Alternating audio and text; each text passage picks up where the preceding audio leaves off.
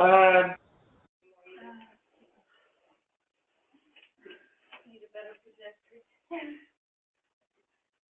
Is that any better? Yes. Thank you. Yep.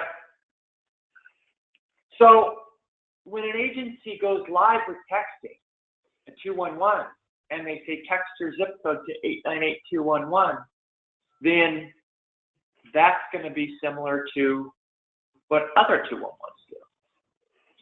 So as a result, your queue could get texts from people who came across a call to action from another website, from another 211. Because they're in your area, they're looking for help, they come across a website that's 211, and they go, oh, I can text my zip code to 898211. Kind of like if they saw that they could call 211. And so those calls are going to be routed to you. So even though they learned about how to call you on another website, on another 211, or they learned about how to text you on another 211, because they're texting a zip code in your service area, they're going to be routed to you. Now, so when somebody texts your zip code to 898211, we're going to route it. When it's a zip code in your service area, we're going to route it to your queue, populate in your queue, and that's the queue you'll respond to. It's referred to as the users queue or the users tab. You can also check this document for login details, how to change a password if you lose it. Everybody should have gotten a login from admin@sms.astrocorp.com. When you get that login, you activate it with the link, and then you're able to log in. If you didn't get the activation link, you can have it requested to be resent. Now, all the way in the back of this document is the support protocols. So technical support, troubleshooting tips, all of the suggestions we provide. Can't get to the website, can't log in. So there's little Q&A to go through. But then ultimately, you can email support@PreventionPaysTax.com for anytime support. You can also email myself or Michael or any of the others on our team at any time, including development. We're all accessible. So let's pop over to the website. So when we log in, we're going to put our email address and our password. And I'll zoom in a little bit when I get to the page. Over here on the left is how you can reset your password. So it takes you through a little process where you go to a web page and you're asked to enter your new password and then enter it again. You don't have to know your previous password to make a new one.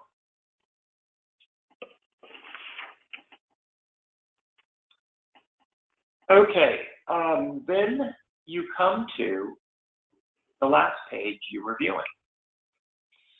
This right here is the inspector. It's all of the information that's tied to the case you're working in. You can hide or move this. So I can hide it by clicking here. I can also move it. So I can hide sections of it. Move it. Okay, so when a new case comes into the queue, I'm just going to text in now. And all I'm doing is sending, I'm going to send 92395.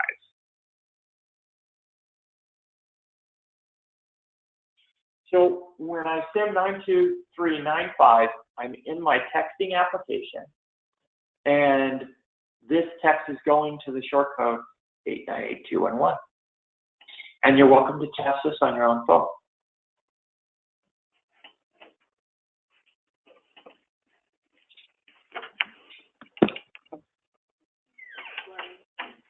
So when it comes into the queue, you've got a couple audio alerts here. You've got this one that controls the audio for the user's queue. So when a new message comes into the queue and you have this activated, you'll hear a ding. And this right here controls the sound.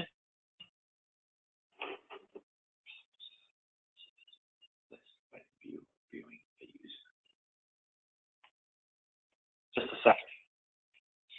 Okay, yeah, and so this controls the sound that you hear while you're having a conversation with a client. So there's two different sounds. We just did a change to how the sounds work. But there's two different sounds that you're controlling. The sound for the user's queue as new texts come in, and then the sound for the conversation that you're working in as a new text comes in. This third item is notifications. This third item lets you enable pop-up windows for when a text is sitting in your queue for an X number of minutes have passed without a response. And so notifications remind you that you have new unanswered text in the queue. To click on and view a phone number, you can be in view only mode where you're just looking at the case and you can see what happened, right? You can see that this end user texted this zip code and then they got this welcome message. And then when you scroll over the timestamp, you actually get the delivery receipt. So that's from the mobile carrier itself, right? That's telling you that it was acknowledged first by the mobile carrier and then delivered. Now, that's always going to do is every outgoing message, you're going to have that kind of tracking. So if you ever have a message that's grayed out, it might not have a timestamp here. It might have auto retry in process, which simply means that in the first attempt to send that text to the client, the carrier was unable to do so. And so they sent back a retry as possible code. And so the system will automatically retry every 5 minutes until the carrier confirms that the message was delivered, which is nice. So you can use the color of the message itself and then this timestamp to know that your message has been delivered. You don't have to scroll over and look at the timestamp. You can also use this if it's grayed out and you don't have a timestamp to indicate that this is having an issue delivering messages. Now, why would there be an issue delivering the message? Well, if the client is roaming, or like it used to be more common because cell phone towers were less prevalent. Now you guys are you guys have some rural areas in your catchment. So it's possible that people might have trouble. Like you might have trouble with people talking on their cell phones sometimes when you're on phone calls. Well, the same could be true for text conversations. You might have trouble from time to time texting someone. Maybe they're driving through some mountainous area. If you guys reach any people in those types of areas. Or they could be in a tunnel, or they could be driving in just a remote area where their cell phone tower is far enough away where it's creating problems. So just be aware that is possible, and when it is happening, you can move on to another case and just monitor that case. Like you don't have to copy and resend messages or try to make it so. The system's going to handle that. And when that message goes through, this case will update. And most likely, it's something that's requesting them to text back. And so the next text you get from them will be an indication that that message did resolve and go through. So how do I respond to a client? I just open up. And when I open up the case, I get over here canned messages. And these canned messages are customized by your agency. They can be further customized by the specialist. When you select a canned message, you just select the one that you want to send, and it auto-populates. Now here, you've already have some samples here of, for instance, intros, right? And transition text for veterans. If you serve a lot of veterans, right? Looks like you guys may have already added your administrators have added some canned messages. So, and then sending out a text, right? So as that text goes out to that phone number, then it follows that same process, right? Grayed out until it's delivered. And so now I know the zip code of this client. I'm in progress with this client. I've asked them how may I help you today, right? And so then it's just the back and forth communication with that client until you get the resolution. So if this client says food bank, then we would know the zip code and the food bank, and then that they're seeking support for food bank, and then we're looking for what additional things we might need, like if we need to know age, gender, or whatever. So whatever you're doing on phone support to provide live help, you're going to be mimicking those same methods. It's just that you're going to be doing it via text. Now, over here on the right are the attributes of the characteristics tied to the client that you're working in. And I can generate notes, right? And you're familiar with, like, if you're in live help with somebody, you're troubleshooting a device or something like that, they'll say, let me reference my notes. Well, that would be similar to this. Now, you might do all your notes in your CRM. That's fine. If you do notes here, then they stay with the client, right? So as you provide support to this phone number, and then you send them referrals, and then you send a closure message, and then you close the case, that case is archived. And then that case will have anything that you assign to it along the way. So if I say received help with food bank for their zip code, when you add that note, it timestamps who made it and the time and date that it was entered. And then every time this 831 returns for help, we're going to know that the first time they came through, they received help with the food bank. And, if you have notes over in subsequent encounters, then you would be able to reference, right? And it might be several different specialists that are all contributing. And it might be several different specialists that have helped that same phone number over time. So as you can imagine, when you add information to the client profile, then it becomes an easier job the next time that person gets help. What are return rates for text? Something like 60% or higher. So when they text you one time, there's a pretty good chance that they're going to text you again down the road. So, good records and good archive results are really important and help make sure that you're able to do your work efficiently. Yeah, this syncing the canned messages and then developing protocols around how you define a client as they come through your systems is all going to be consistent with what you're doing with phone support.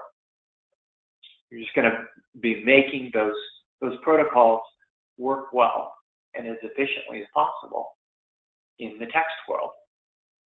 And talk to your administrators about personalized canned messages, because that's a step, you know, toward taking control of what appears over there, right? And being responsible for a set of canned messages that you like to use.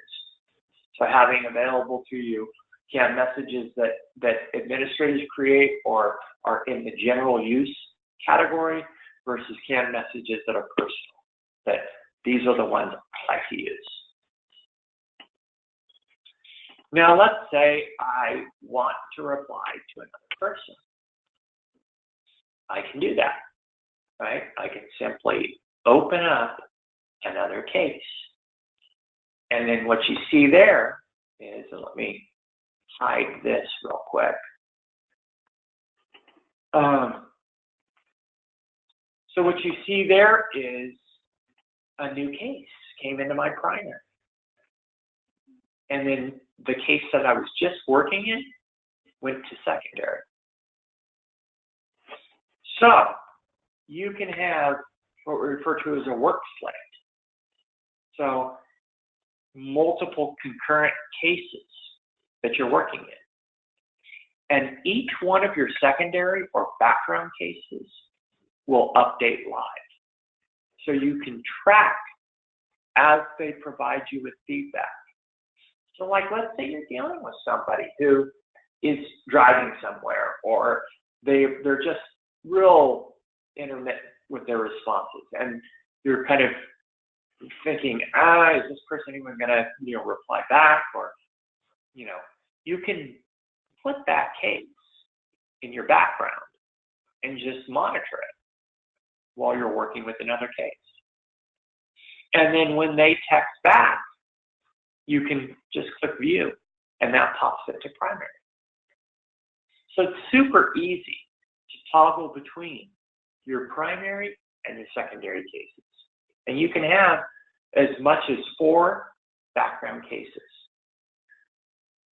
So working in a way that's going to be most beneficial to how you like to provide help. But the tools and the capacity to support concurrent cases is available. And you know, you might do very well at that. You might think like, hey, texting, I like this. I like how the system works. And so being on the text queue and being able to handle a couple cases at once will make it so that less people are on the queue, right? Or it's potentially one person could manage the text queue while others are responding to calls. Some agencies, they'll do both, right? They'll handle calls and they'll handle text. So it's up to you guys how you want to work that. Now, as I complete a case and I'm no longer going to work in it, I just close it out. And if I made a mistake, well, then I can just go right back and open it back up, right? So it's not, if you close out a case before it's done, not a big deal. You just need to open it back up. And then so in this case that I'm working in, when I'm ready to send referrals, I just paste those referrals into this text box. And let me see here. Just going to provide an example of a text where I'm copying a lot of information and I'm pasting it into this text box. So how many characters is that? 1370, right? So 160 characters into 1370. Do the math, that's approximately 9 or so messages. You can do that. You can have as many messages as you need to. So this could be multiple referrals in here, multiple links to websites, multiple phone numbers. When we send the content, it's going to be automatically split up and sent as sequential messages. And so sending a whole bunch of content is fine just as long as you've made that agreement with your client. If they're a complicated case that wants help with food, and wants help with childcare, and wants a referral to healthcare, and would like a referral to utility assistance, bill pay assistance, yeah. Oh, by the way, could you give me some help on my taxes, right? So you've got a client where relational INR is becoming a huge thing. What's good for you here is also good for you there. And so suddenly you're providing a whole slate of referrals to that client. And you can do it one of two ways. You could put a single referral in there and preempt it, like say, hey, here's your referral for the food bank. And then you could put the second referral in there and say, here's your referral for the childcare. Or you could say, here are the referrals that we discussed. And one long list of referrals. It just depends on what you're comfortable doing and what you think the end user is going to be wanting to see or get. If I send 1,370 characters to my client, are they going to go, why are you sending me 10 text messages, right? So, just be aware and know that if it's agreed upon to get 5 or 10 referrals or whatever, and it goes into 10 text messages, then that's fine. But you also have the option to break it up, send them separately, and take more time and do it on a referral by referral basis or subject issue by issue basis. So I send this out. What does that look like? There you go. We separate them by about 2 seconds each, and they just go out to one by one. Now, if this is a referral, the links won't be broken up. The phone numbers won't be broken up. The address won't be broken up. So if the cutoff point is 160, we'll err on the side of whatever keeps the referral intact. So we're not going to send them a broken link ever. All things are going to be intact. Phone numbers will be clickable. Addresses will work in their maps. Everything's going to be clickable. And then when I'm done with the client, thank you for contacting us. And then I'm done. And I close out that case. Now let's say this client texts back afterwards and says, thank you.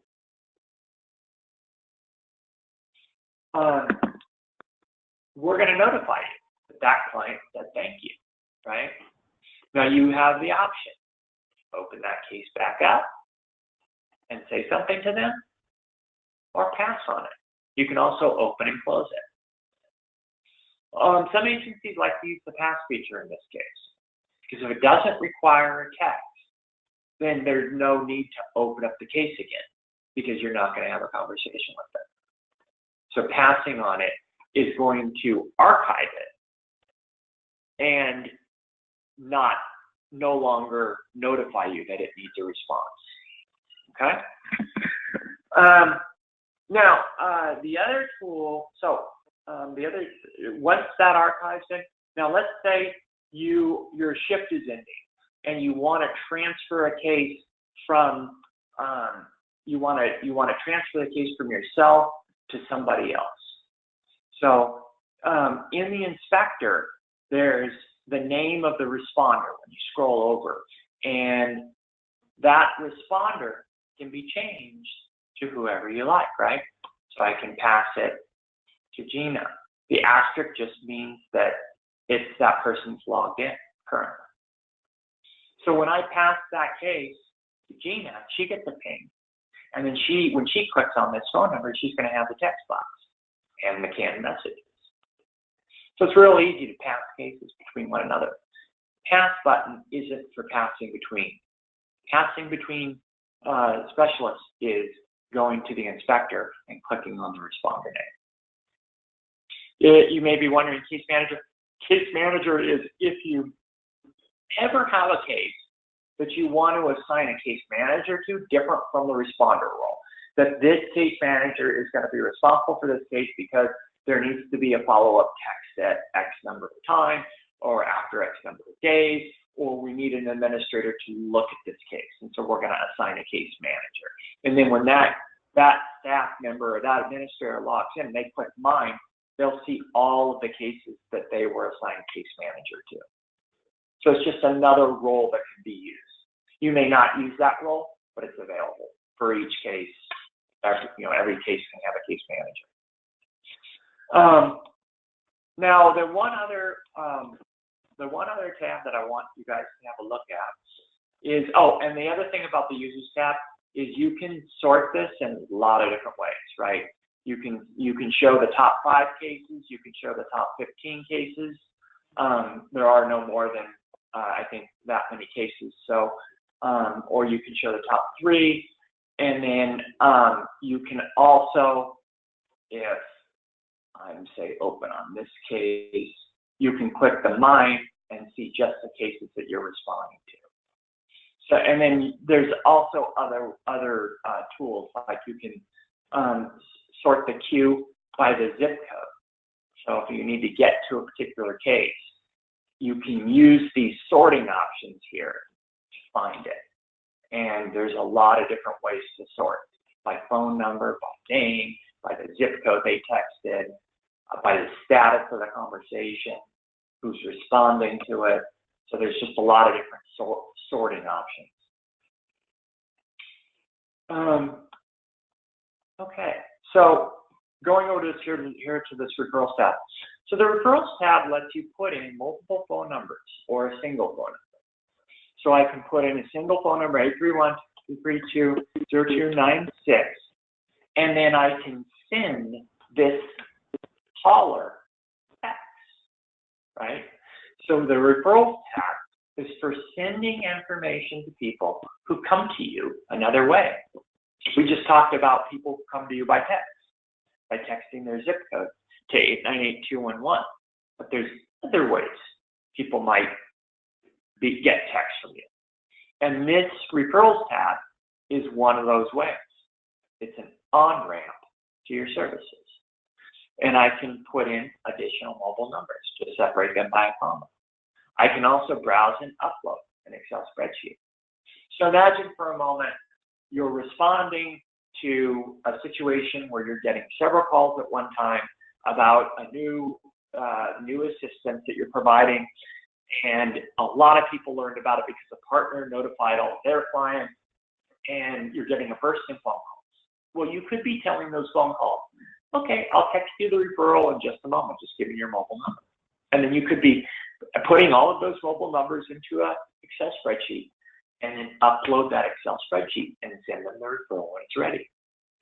So it's really a tool that can be used in a single encounter, so a single phone to text encounter, or multiple phone numbers at one time.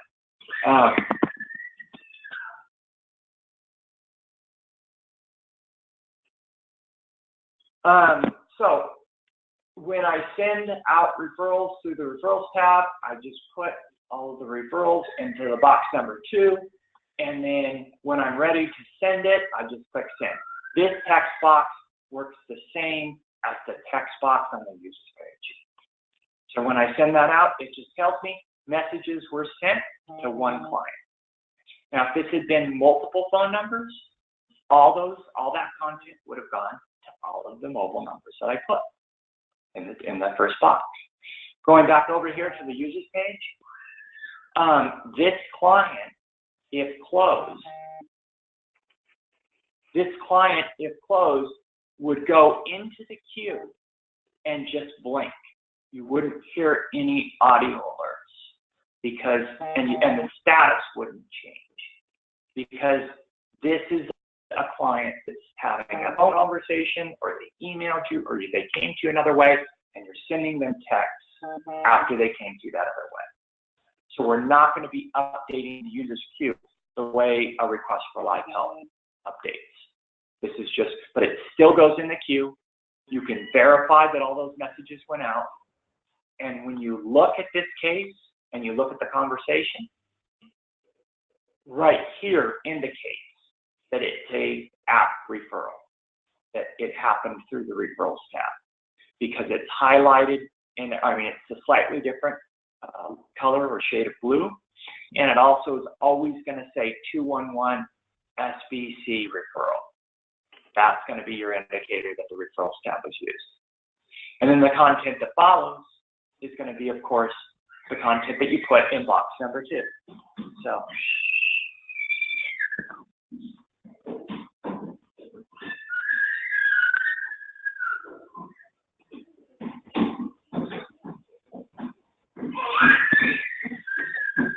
sorry about that, guys.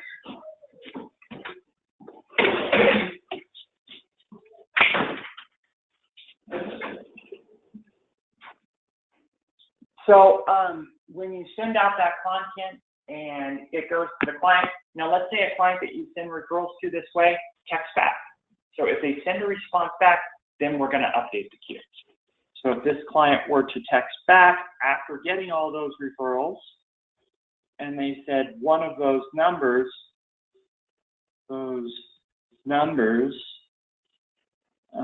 was disconnected, well, then, of course, we're going to update the queue with that information, because now a client is asking a question after having received these texts, after having a call. So you could wind up having a text conversation with a client that you just had a phone conversation with.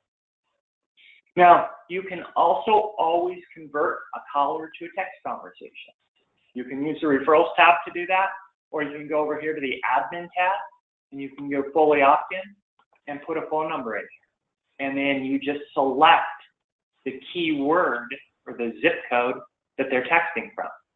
So you could either use this SBC referral to opt them in and put them into the users queue, or treat it just like a regular opt-in and put the zip code that they text from. And so let's say you're having a hard time hearing somebody, or the call is dropping. You can always say, hey, if you give me your mobile number, I'll text you in a moment. And then you just take their mobile number, put it in the box, and then select the zip code and convert it. So when I put in my number and I select the zip code, I have an option to put additional message in here, like, hey, this is Jonathan. We were just on a phone conversation. Go ahead and let's continue on text, or not. I can just click fully opt-in, and then when I pop over to the usage tab, that case is going to be at the top of the queue. And see there how it says the zip code, but it's a lighter blue? Again, that's an indication that it was opted in by the app, different from an opt-in from a mobile phone. And then when you scroll over that incoming, the source app opt-in is going to be there. So same behavior, client, like just as though they're texted their zip code. It's just that what you've done is you've converted them from a phone conversation to a text conversation. And it might be an email. Can I text you?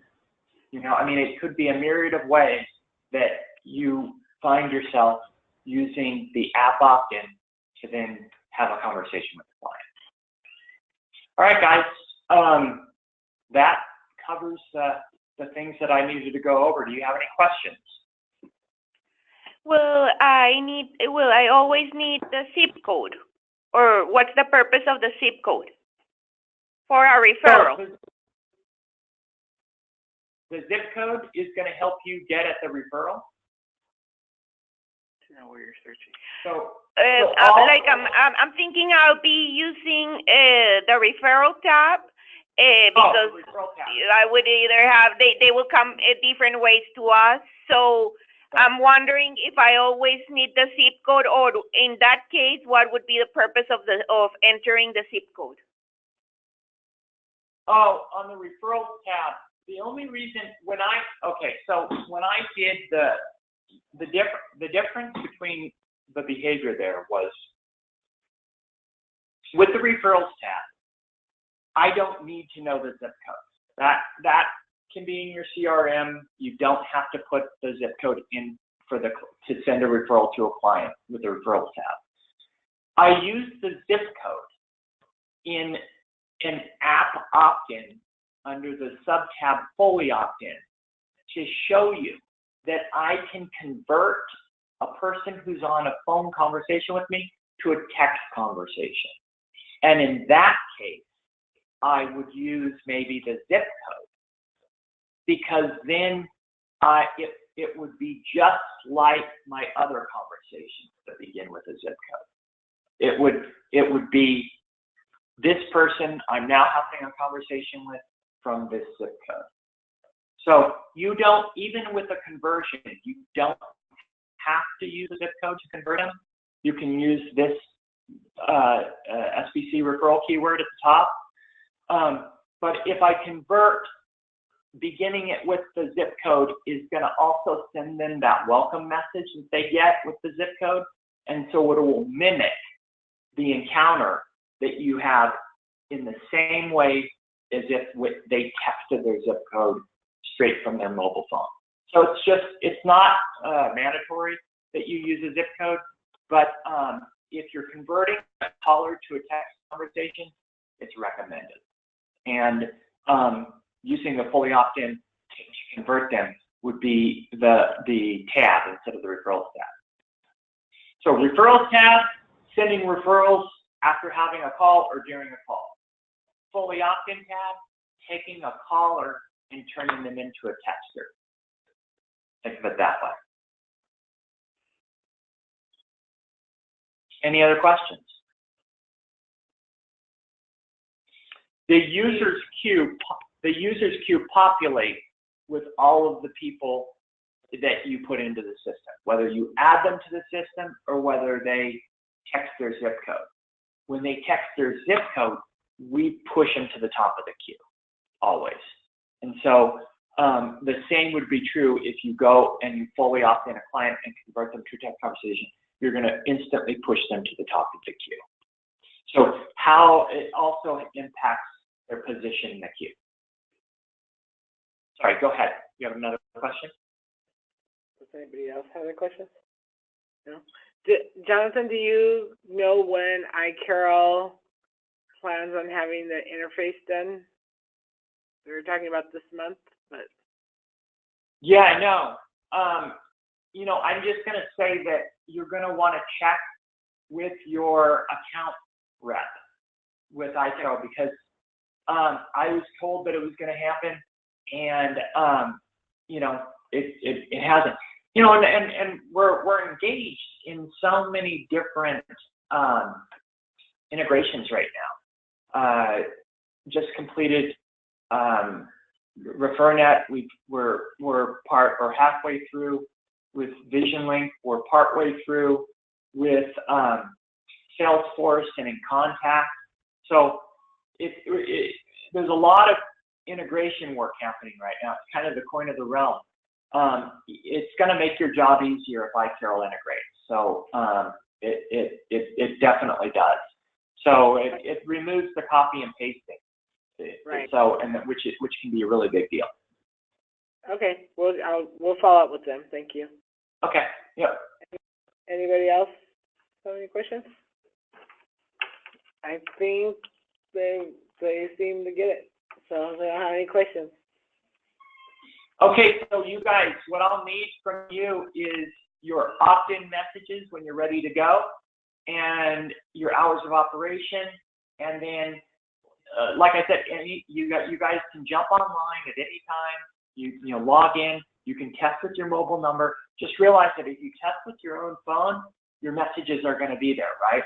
So you can opt out at the end. You can text stop after you test. But just realize that even the opt-outs are kept in the queue. It's just you can't send text to them anymore, but they're still in the queue, and the information that I texted is going to still be there. So nothing is deleted. So if you do use a personal cell phone, just recognize the fact that be professional. Send texts that are not going to get you in trouble, because everything's right there. It's going to be legible by others. Okay. If you don't want to be, like, if you want to test it, but you don't want to be ever texted afterwards, you don't want somebody to mistakenly open up your case, and just text stop, and your case is opted out, right? I'll show you what that looks like. I'll just respond by texting stop. And, end user privacy is an important piece of this application. At any time, somebody can text stop, and it's like hanging up the phone, right? You can't text them anymore. Now, technically, yes, you could take that phone number, go to app opt-in, put them back into the service, and say, hey, why did you opt out? It's up to you guys, what you do. But the functionality of it is that when somebody texts stop, that means that they are no longer going to be texted by you. So you're going to want to have a good reason to pop them back into the queue to have a conversation with them if they text stop. Rarely does somebody text stop and not mean it, right? That's pretty much the standard. And you can also text unsubscribe and quit, but the 99% of the opt-outs are STOP. Okay, so if you do some testing, I recommend doing a conversation and then also doing a referral, because you want to see both of those features, and you want to complete both of those features and manage both of those steps. Having a live conversation, and even if it's with a colleague or something like that, is going to really give you a good, well-rounded experience, because you're going to see it from all those perspectives. You'll see it from the end user, because usually, the phone that you're doing conversation with is going to be right there. And then you're also seeing it from the application perspective, from your perspective, from the specialist. And so it's really a good way to complete your training, is do some mock texting. And then pop over to the Referrals tab and send that same phone number or another phone number referrals, and see how that works. And then go over to the users queue and see how those referrals populated. And then, after that, I think you'll feel really comfortable using the service, once you've experimented around with some of the features that we talked about. All right, guys, thank you so much for your time. And